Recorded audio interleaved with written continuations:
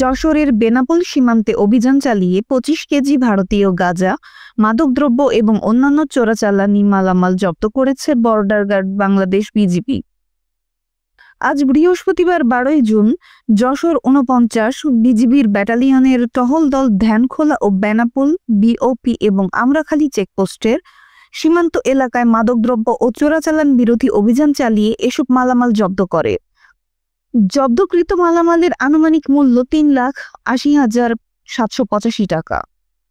সন্ধ্যায় এক প্রেস বিজ্ঞপ্তিতে যশোর ৪৯ বিজিবির ব্যাটালিয়নের অধিনায়ক লেফটেন্যান্ট কর্নেল সাইফুল্লাহ সিদ্দিকী গাঁজাসহ চোরাচালানি মালামাল জব্দের বিষয়টি নিশ্চিত করেন। তিনি জানান, দীর্ঘদিন যাবৎ মাদকদ্রব্য ও চোরাচালানি মালামাল সহ পাচার চক্র আটকের জন্য সীমান্ত এলাকায় বিজিবির বিশেষ পরিকল্পনা অনুযায়ী গোয়েন্দা তৎপরতা ও আভিযানিক কার্যক্রম অব্যাহত রয়েছে।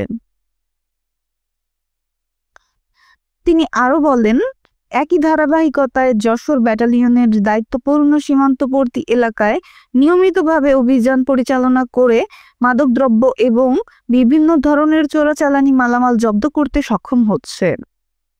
সীমান্তে বিজিবির এ ধরনের আভিযানিক কার্যক্রম সবসময়ই অব্যাহত থাকবে।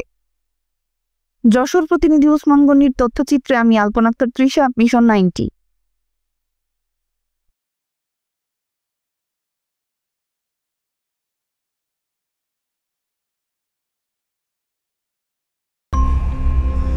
মিশন 90 সংবাদের পিছনে নয়, ভিতরে ছুটি।